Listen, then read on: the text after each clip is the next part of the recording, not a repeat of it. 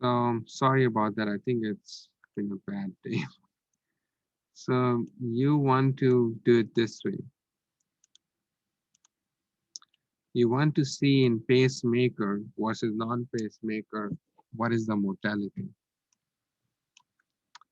We'll look at it oppositely. Now it's going to make some more sense.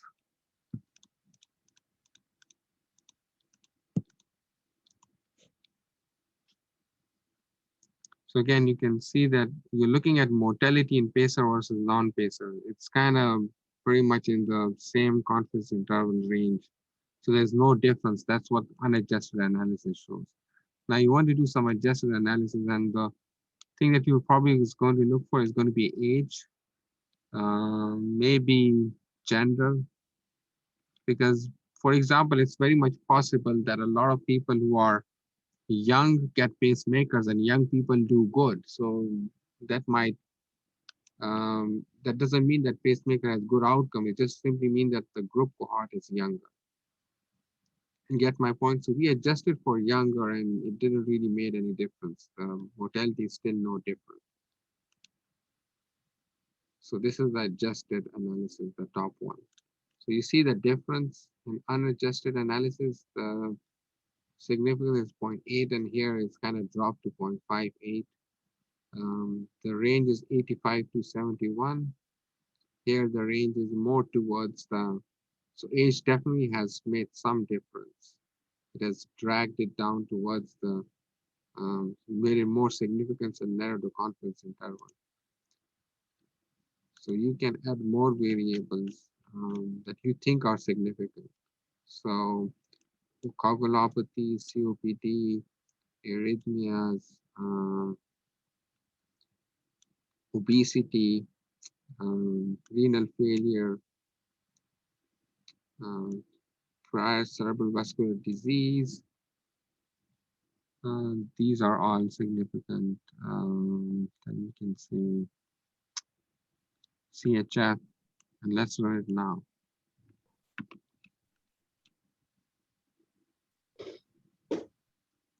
So again, it actually shows, unless I'm doing it one place wrong, let's give me one second. So you can clearly see how you forget doing analysis if you don't do it for a couple of months. You can do mistakes. So I changed it to first because that's going to be your, it has to be first. That's your, like 0 is your reference and 1 is your non-reference. If you don't, if you do it last, it's going to give you opposite results.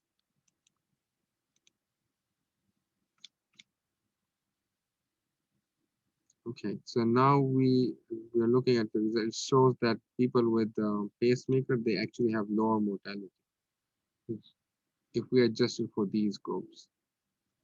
So why do they have lower mortality in this data set? We don't know exactly. But that's what the results are showing.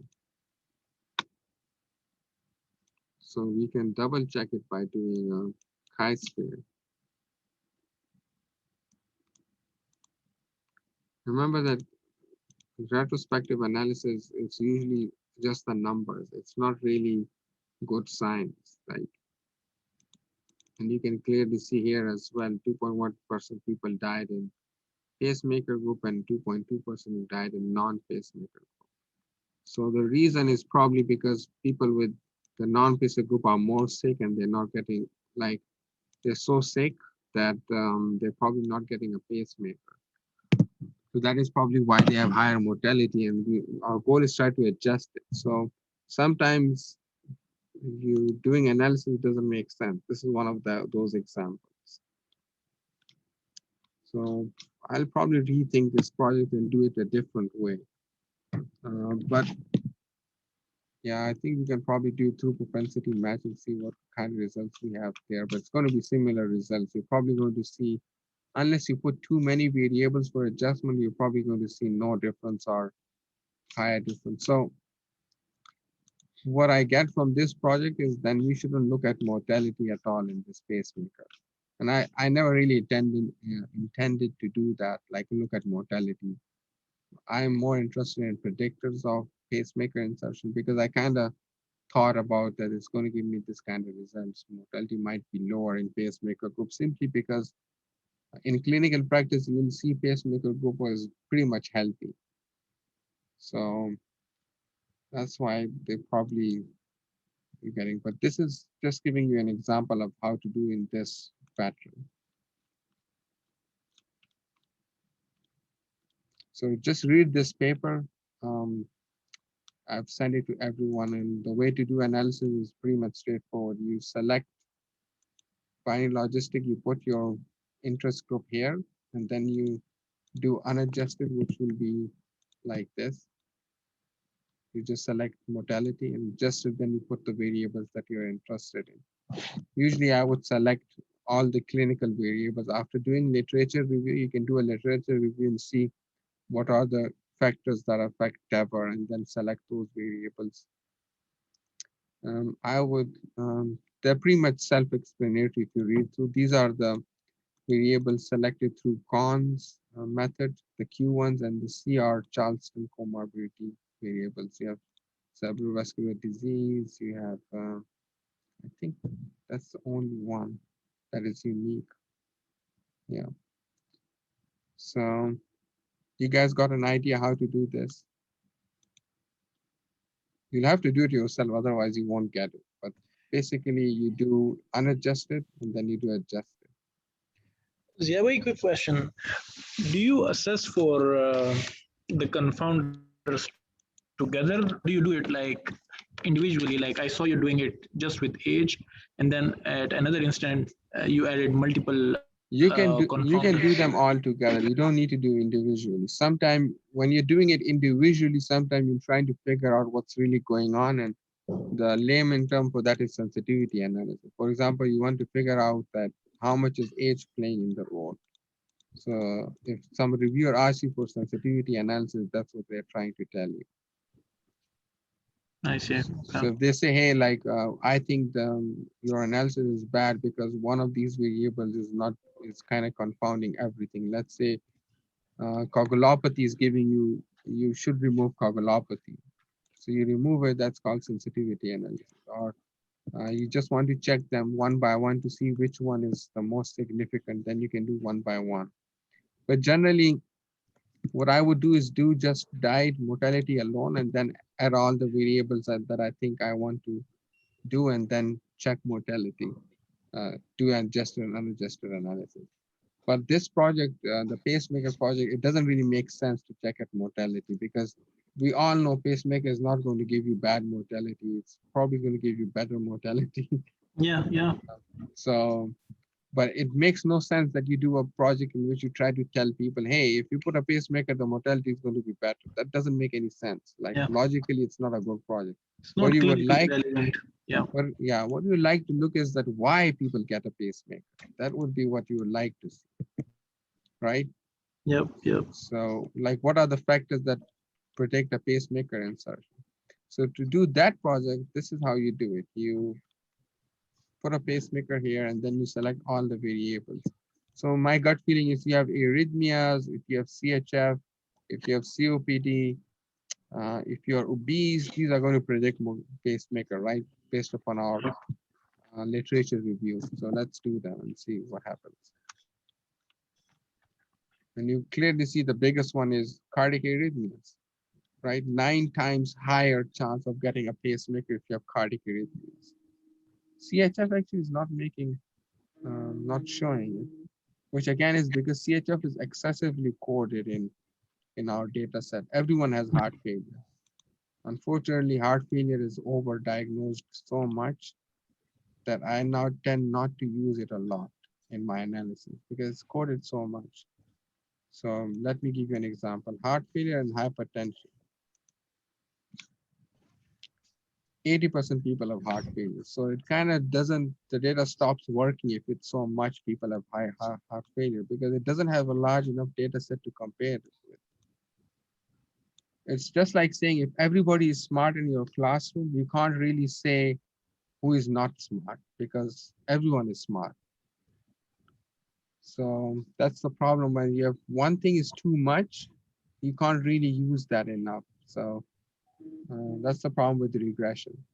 So I tend not to use variables that are so common, like heart failure. It's like 80% people are coded as heart failure and 90% of high blood pressure. So how are you going to say high blood pressure causes anything if everyone has high blood pressure?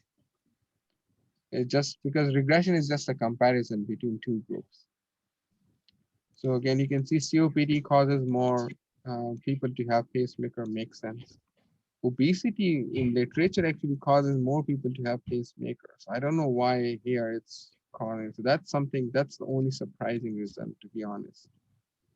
So that's how you do this kind of paper. If you go back to my journal, other papers in which I simply look at the predictors of mortality, like this one. Oh, nobody said it. Somebody needs to read that. Um, maybe this one.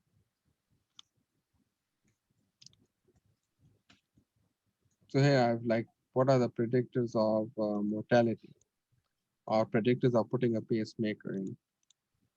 So you want to do predictors of mortality in the same group. You just go to binary logistic, you put here mortality.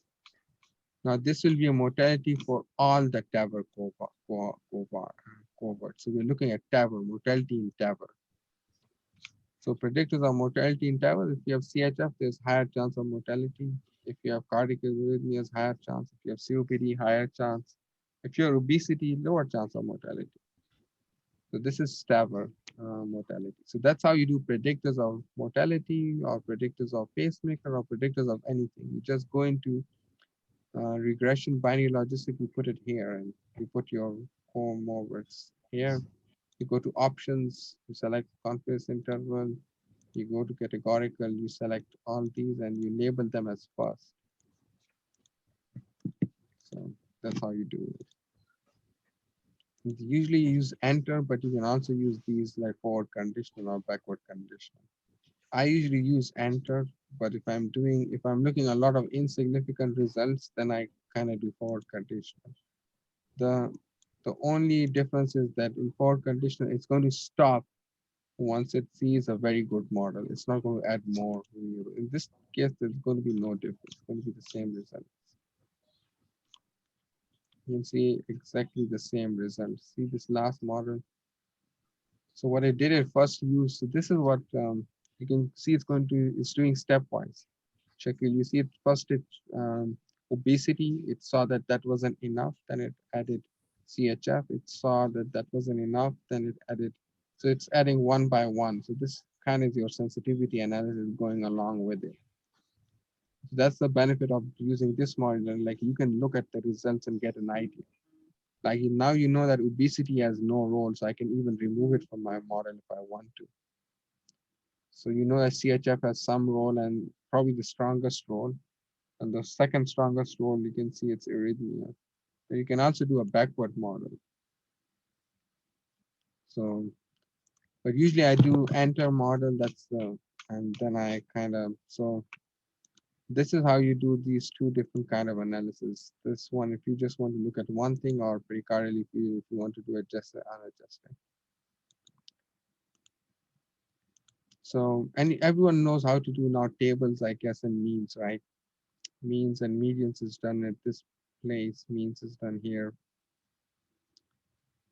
Um, Other stuff is just coding. Do you guys have any experience? Anyone tried doing coding? And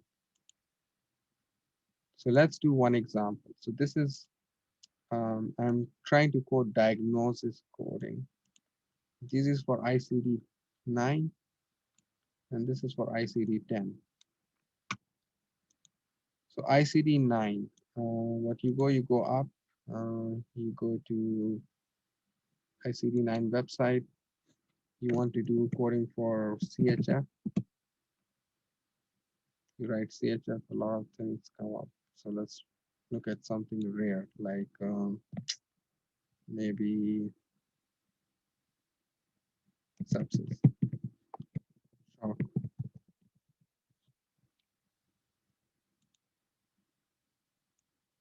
too many shocks too.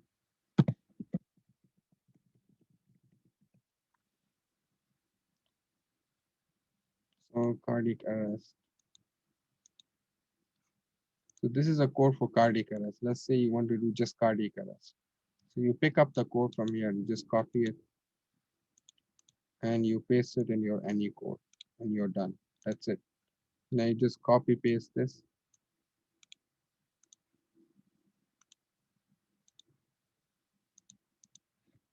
We want to create cardiac arrest. Paste it here. Make sure you remove this means or. So I've removed it. This is like you have to end the equation. So the equation ends here. Now you got cardiac arrest variable created. Remember, this only picked ICD-9 cases. That's why the number is low. So the data will only show till 2014. You do cross tabs and you select cardiac arrest here. You will notice this, that there's a problem.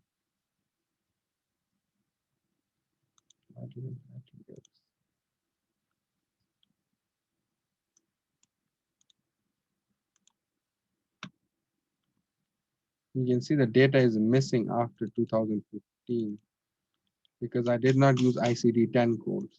See, it's missing here. So you have to add both ICD-9 and ICD-10 because if you don't do that, you're going to have no data after 2015. So if you want to go for ICD-10, you go to ICD-10 link. Again, you write Control F, cardiac arrest. And obviously, there are going to be more codes in ICD-10. See, there's so many codes here. Unfortunately, so now you're kind of stuck. You want to select more codes. So there is a trick. Instead of writing all these three codes, you can see there are three codes here. So you can do them individually, like do I462, then do this individually here. Let's do them individually. So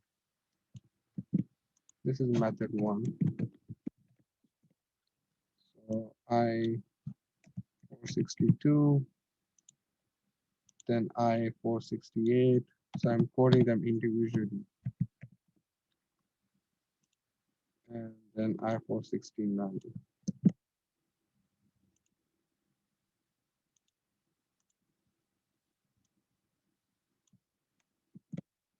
Now I'm going to copy paste and again go there at the same place.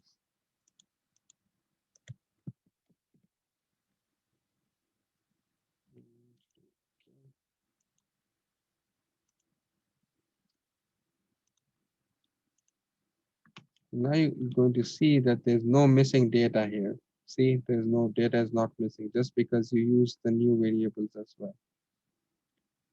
So this is how you code a new variable. This is also how you select a population. So now you can select cardiac population by going to select cases. And if you just either you just copy paste here, data select cases. If it's the same code, and then you copy name the data set as cardiac arrest. So from the main data set, the huge file, this is how you select cases like cardiac arrest or anything. So it's going to create a new file. So you can see it here, cardiac arrest. Now the second method to do the same thing would be go to use subtract codes. So this is a procedure subtract code. So there, remember the procedure and diagnosis both are different.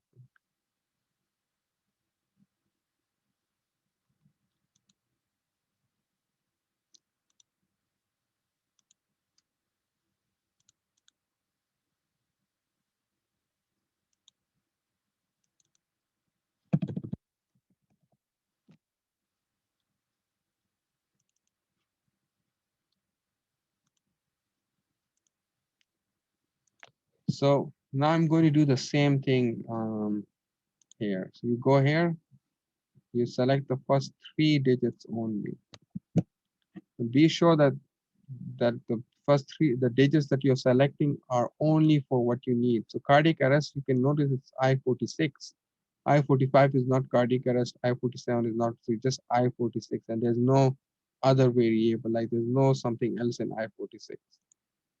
So you select that, you go to your subtract code, You go to replace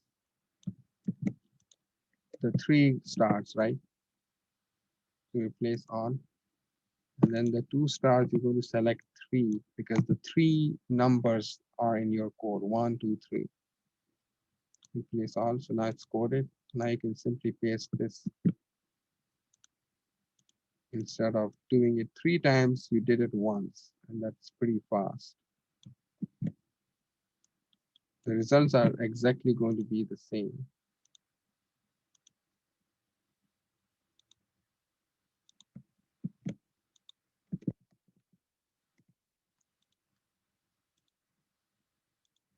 So let's run for, oops, that's the wrong data set.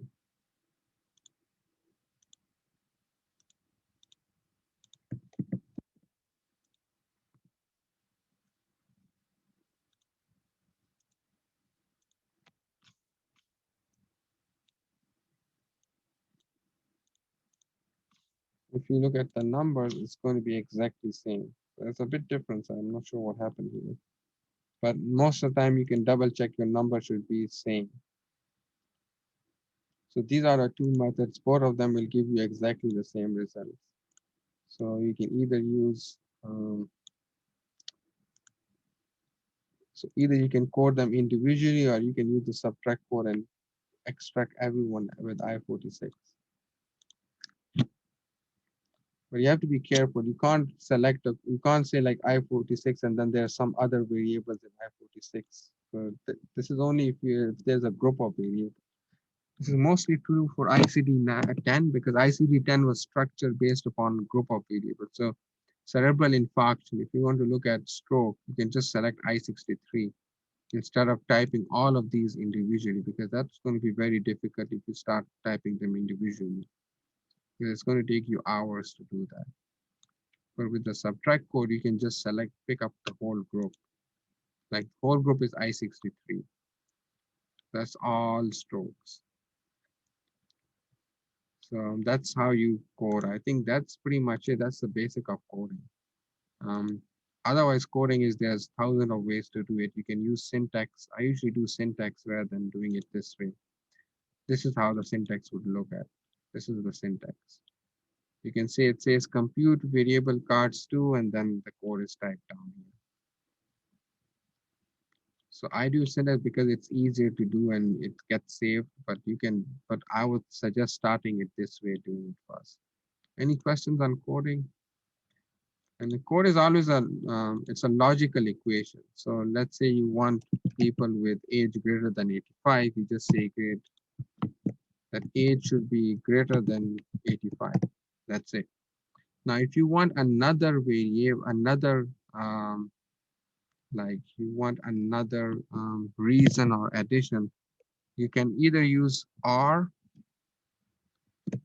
you can use and they both exactly means what it means. And is and R is R. So R would means that either one and means both condition must be met. Any other questions? We're almost out of time.